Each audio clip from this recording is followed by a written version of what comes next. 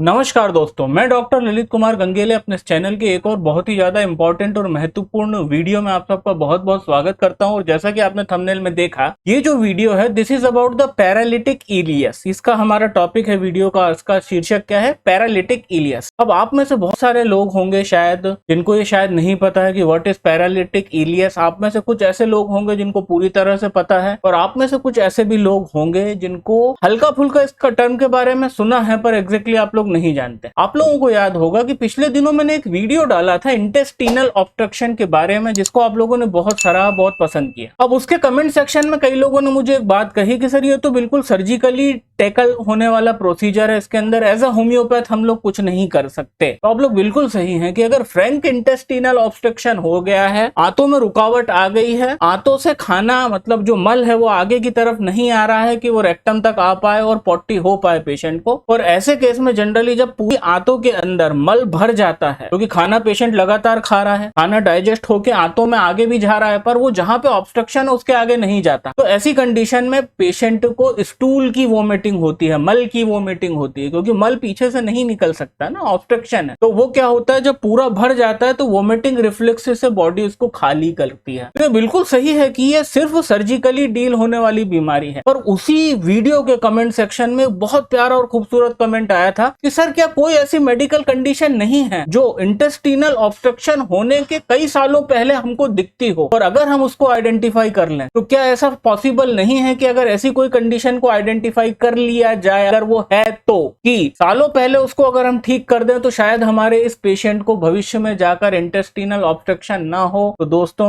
बहुत बहुत धन्यवाद उस व्यक्ति के जिसने ये कमेंट करा, और कहीं ना कहीं इसी कमेंट से ये प्रेरित वीडियो है। और जी हाँ दोस्तों, ऐसी एक मेडिकल कंडीशन है जिसको अगर आप एक इंटेस्टिनल ऑब्स्ट्रक्शन होने वाला पेशेंट, जिसके अंदर कई सालों के बाद इंटेस्टिनल ऑब्स्ट्रक्शन होने वाला है, पर दोस्तों अगर उस मेडिकल कंडीशन को इस पेशेंट के अंदर अगर आपने आज आइडेंटिफाई कर लिया और उसको ट्रीट कर दिया, तो भविष्य में उसको इंटेस्टिनल ऑब्स्ट्रक्शन होगा ही नहीं, और वो मेडिकल कंडीशन कहलाती है पैरालिटिक इलियस। ठीक है। अब what is paralytic ileus? Paralytic मतलब पैरालिसिस से संबंधित, कहीं पे भी कोई एक ऑर्गन है वो अगर पैरालिसिस मतलब वो पैरालाइज्ड हो जाता है तो ये पैरालिटिक कंडीशन होगी। पैरालिटिक शब्द यहां से आया है। और जो इलियस शब्द है that is pertaining to the intestine, specially the large intestine. तो पैरालिटिक इलियस का मतलब है वो व्यक्ति जिसकी आंतों की चाल बिल्कुल स्लो पड़ गई है, जिसकी आंतों के अंदर एक प्रकार की पैरालिटिक वीकनेस है, जिसकी आंतों की चाल ऑलमोस्ट बंद पड़ गई है, उस कंडीशन को हम बोलते हैं पैरालिटिक इलियस, है ना। वीडियो में आगे बताऊंगा आप कैसे आइडेंटिफाई करेंगे इन लोगों को। तो इस कंडीशन को बोलते हैं पैरालिटिक इलियस। और पैरालिटिक इलियस का सबसे इंपॉर्टेंट जो सिम्टम है, इसकी क्रोनोलॉजी है, मैं क्रोनोलॉजी अभी आपको जब बताऊंगा आपको बिल्कुल क्लियर हो जाएगी। तो पैरालिटिक इलियस का जो सबसे इंपॉर्टेंट सिम्टम क्या होगा कि पेट में आंतों की चाल, जो हमारी इंटेस्टाइन की आंतों की चाल है, वो बिल्कुल बंद हो चुकी होगी। अब हमें कैसे पता लगेगा कि हमारे पेशेंट की आंतों के अंदर चाल बंद हो चुकी है? दोस्तों वो हमको लगेगा कॉन्स्टिपेशन से, क्योंकि कॉमन सेंस लगाइए, अगर आंतों के अंदर रेगुलर चाल है तो वो खाना खाएगा, आंतों की चाल से पचा हुआ खाना आगे जाएगा, मल में तब्दील होगा, और वो रोज लैट्रिन जाएगा, वो रोज पॉटी करने जाएगा। बट दोस्तों हमारा पैरालिटिक इलियस का पेशेंट का सबसे इंपॉर्टेंट इंडिकेशन कि वो पैरालिटिक इलियस का केस है, वो इंडिकेशन होगा कि ये लोग 3 से 4 दिन, 5 दिन, कई बार 7 दिन पॉटी करने नहीं जाएंगे। क्यों? क्योंकि इनकी पेट के अंदर, आंतों के अंदर चाल नहीं है, इनके एब्डोमेन में जो आते हैं उन आंतों के अंदर चाल नहीं है, उसके अंदर मल जहां का है वहां फंसा रहेगा। और होता क्या है, 4 दिन, 5 दिन, 6 दिन, जब मल का इतना ज्यादा एक्यूमुलेशन हो जाएगा, क्योंकि आंतों की चाल स्लो पड़ गई है, बंद नहीं पड़ी है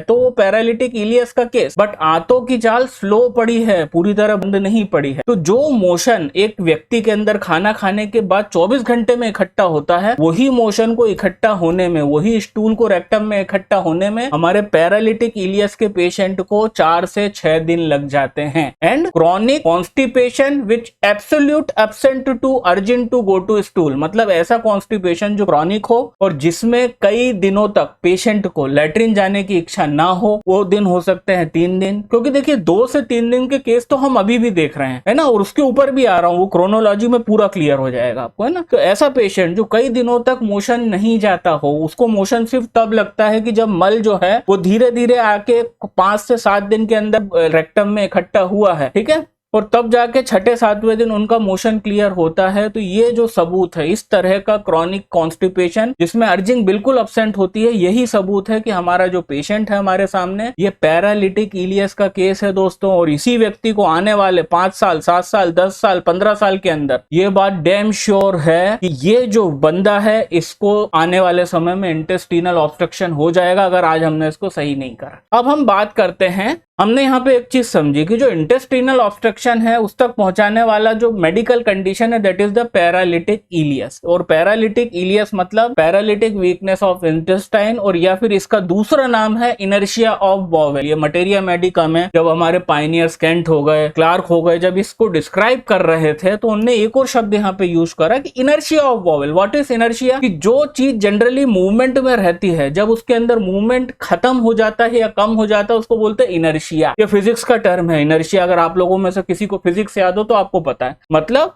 आते हमेशा मूवमेंट में होती है, तो जब आंतों का मूवमेंट खत्म होता है या फिर वीक हो जाता है तो वहां पे कंडीशन क्रिएट होती है इनर्शिया ऑफ बॉवेल। अब क्रोनोलॉजी समझिएगा कि सबसे पहले पेशेंट को हुआ inertia of bowel. Inertia of bowel जब बहुत सालों तक एग्जिस्ट करा उसकी बॉडी में, उसके कारण उसके अंदर जो कंडीशन, तो इनर्शिया ऑफ बॉवेल ने कहां पे किसको जन्म दिया? इनर्शिया ऑफ बॉवेल ने जन्म दिया पैरालिटिक इलियस को, कि उसके अंदर पैरालिटिक वीकनेस ऑफ इंटेस्टाइन हो गई जिसके अंदर वो 3 से 4 दिन 5 दिन, कई लोग तो 10-10 दिन मोशन नहीं जाते, 10वें दिन में जब इकट्ठा हो जाता है तब जाते हैं। तो इनर्शिया ऑफ बॉवेल से जन्म मिला किसको? पैरालिटिक इलियस को। पैरालिटिक इलियस से जन्म मिला ये क्रॉनिक कॉन्स्टिपेशन जिसके अंदर कई दिन आदमी मोशन नहीं जाता है। और दोस्तों जब ये कॉन्स्टिपेशन और इसके पीछे मौजूद पैरालिटिक इलियस कई सालों तक, इनफैक्ट दशक तक ठीक नहीं किया जाता, इसका कोई एड्रेस नहीं करता कोई डॉक्टर, तो यही पैरालिटिक इलियस और इस तरह के कॉन्स्टिपेशन के लोगों को ही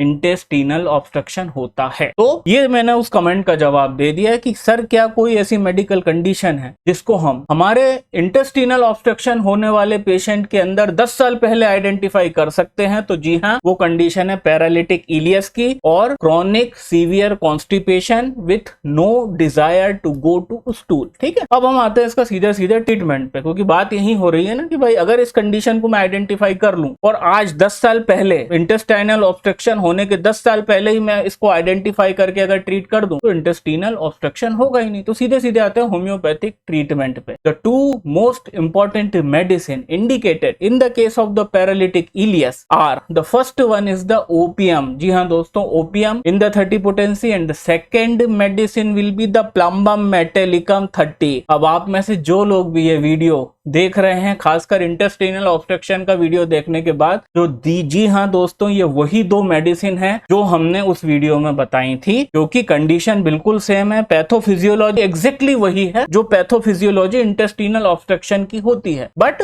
हाँ, इंटेस्टिनल ऑब्स्ट्रक्शन होने के कई समय पहले हमको ये चीजें दिखती हैं, बट पैथोफिजियोलॉजी वही है। क्यों? क्योंकि इंटेस्टिनल ऑब्स्ट्रक्शन भी इनर्शिया ऑफ बॉवेल के कारण हुआ था, पैरालिटिक वीकनेस ऑफ इंटेस्टाइन के कारण, और in the similar manner paralytic ileus भी इंटेस्टाइनल इनर्शिया का ही नतीजा है। तो the medicine are the same. जो ट्रीटमेंट की मियाद होगी वो इनिशियल फेज में, देखो पूरा वीडियो देख लेना, मेरे को व्हाट्सएप पे मैसेज मत करना कि सर आपकी दवा तो बताई थी कैसे लेना है। तो भाई 2 दवाएं जो हैं that is opium 30 and plumbum metallicum 30, दोनों को सेपरेटली लेना है, पिल्स और ग्लोब्यूल के फॉर्म में लेना है, 4-4 गोली दिन भर में 3 बार। और initial phase of treatment minimum 3 महीने आप रखेंगे, उससे कम नहीं। 3 महीने से ही यहाँ पे कार्यक्रम चालू होगा। और अगर आप लोग इतना लंबा ट्रीटमेंट को खींचते हैं, और सबसे पहला डिस्क्लेमर दे दूं कि ये जो वीडियो है ये एजुकेशनल पर्पस के लिए है, तो अगर एज अ पेशेंट आप देख रहे हैं तो प्लीज केयरफुल डॉक्टर के पास केयरफुली जाइए और उसको इस वीडियो का रेफरेंस दीजिए और उसकी सलाह के बाद इस मेडिसिन को लें। और अगर एज अ डॉक्टर आप ये इन मेडिसिन को अपने केस पे यूज करना चाहते हैं तो केयरफुल स्टडी और रिपर्टराइजेशन के बाद ही करें। तो